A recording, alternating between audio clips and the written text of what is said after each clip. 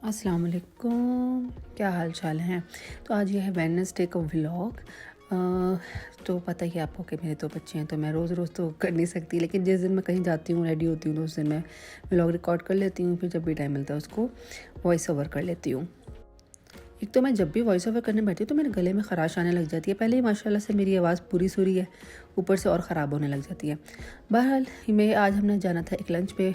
जमाल की class fellows ने कहीं किसी रेस्टोरेंट में रखा होता, बल्कि इनकी क्लास फेलो में से एक बच्चे के ही रेस्टोरेंट था, जो कि हमने सोचा कि हम ट्राई करते हैं। तो उन्होंने कहा चलो सब चलते हैं। बहुत अच्छी जगह थी, हमें मज़ा आया। तो मैंने सोचा चलो, वैसे तो तैयार होने का इतना मौका मिलता नहीं, हालांकि लंच पे जाने के लिए इतना तैयार होने की भी ज़रूरत नहीं थी, लेकिन मैंने कहा चलो फिर भी हो जाए, ज़रा कोई और तो मौका होता नहीं, चलो तैयार हो जाए। और ये मैंने अपना न्यू ये एयर डायसन रैप लिया है, एयर रैप लिया है, सॉरी। तो मैंने कहा चलो इसको भी यूज़ करती हूँ, ट्राई करती हूँ, क्योंकि मैंने अभी तक ट्राई नहीं किया था इसको कि किस तरह से करना है, इसलिए बिल्कुल थोड़ा अनाड़ियों की तरह ही मैं काम कर रही हूँ। मुझे सही आ रही है। और ये देखिए मैं कैसे हिल रही हूँ, क्योंकि मैं सुकून से खड़ी नहीं हो सकती हूँ तो मैं बच्चों की तरह से, बच्चे कायदा पढ़ते हुए हिलते रहते हैं ना, तो ऐसे मैं हिलती रहती हूँ। तो क्योंकि स्टिल खड़े होना थोड़ा सा मुश्किल है, जैसे बैठे भी होते हैं ना तो हम टांग हिलाते रहते हैं तो ये हमारी एक कैजुअल सी आदत है।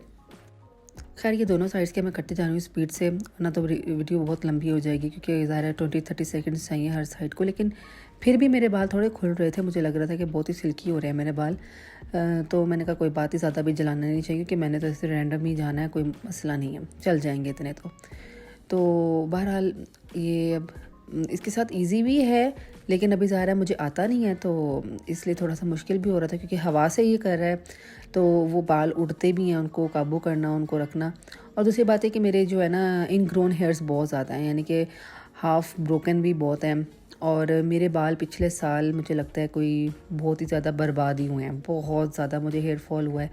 तो इसलिए जो है ना वो अभी मेरे बाल जो है ना दोबारा से ग्रो कर रहे हैं, मैं अभी इनका बड़ा ख्याल कर रही हूँ। अभी हैं तो सही मेरे शुक्र बाल, लेकिन आधे आधे टूटे हुए हैं। बहरहाल ये मैं न्यू प्रोडक्ट्स लेकर आई थी जब अभी मैं टर्की गई हुई थी टूर पे।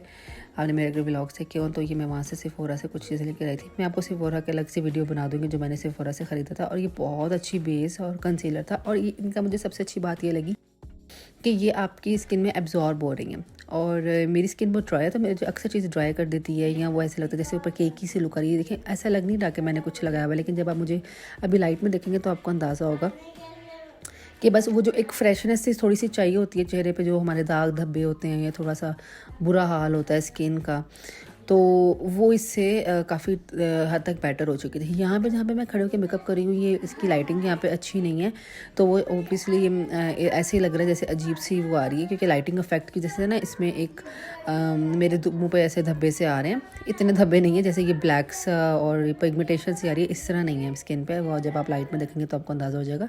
तो अभी मुझसे लाइनर नहीं लग रहा था, ऑब्वियसली लाइनर मुझसे नहीं लगता है मैं इतनी बड़ी भी मेकअप एक्सपर्ट नहीं हूँ, बाकी सारी चीज़ें मैं फिर भी कर लेती हूँ, लेकिन ये जो लाइनर है ना यार, ये दोनों का बराबर करना बहुत बड़ी जॉब है। अभी भी मुझे ऐसा लग रहा था बराबर नहीं है, लेकिन जब मैं घर वापस आई ना, मुझे ऐसा लग रहा था कि अब वो इक्वल हो गया है, या मुझे देख देख के आदत हो गई थी। तो खैर ये मैंने पहले भी बताया था, ये बहुत अच्छा मस्कारा है और ये बहुत सस्ता मस्कारा है, और ये इतना अच्छा वर्क करता है। मुझे लग रहा है नेपाल का पानी जो है ना बड़ा सूट किया है, इससे बालों की ग्रोथ ज़रूर हुई है। जैसे मेरी आईलैशेस भी ख़त्म हो गई थी बिल्कुल। बहरहाल मुझे ना पहले वहाँ पे आँखों में एलर्जी भी बहुत रही थी कराची में, तो वो शुक्र है आई थिंक उससे भी थोड़ा फ़र्क पड़ा है। और ये लिप ग्लॉस भी मैंने उसी वहीं से सिफोरा से लिया था, बहुत अच्छा है। पानी ज़रूर पिए, पानी को छोड़ा। ये देखें, अब आप देखें तो एक नेचुरल सा इफेक्ट आ गया था, जैसे जो कि मुझे अच्छा लगता है। मुझे अपने मुंह पे ऐसे स्ट्रॉन्ग बेस नहीं चाहिए होती है। फिर खैर मैंने कपड़े से लेके मज़े की बात बताऊँ, ये मैंने अपने हस्बैंड की पैंट्स पहनी उन्होंने कहा कि मुझे छोटी हो रही है, तो मैंने कहा वाह, हम हो गए ना मोटे, हमें दें आप, हम पहनेंगे। तो मैंने कहा चलो, आज मैंने एक और ट्राई की थी जो मैं लेकर आई थी, और आज मैं बहुत दुखी हूँ क्योंकि वो मुझे नहीं फिट आई है। मैं लेकर आई लेकिन वो मुझे फिट ही नहीं आई। तो अब मैंने ये जो है ना उनके अपने हस्बैंड की पहनी, देखें ये काफ़ी खुली खुली भी लग रही है, लेकिन खैर मैंने कहा चलो तंग होने से अच्छा है कि आप वही चीज़ पहन लो जिसमें आप रिलैक्स है, कोई बात है।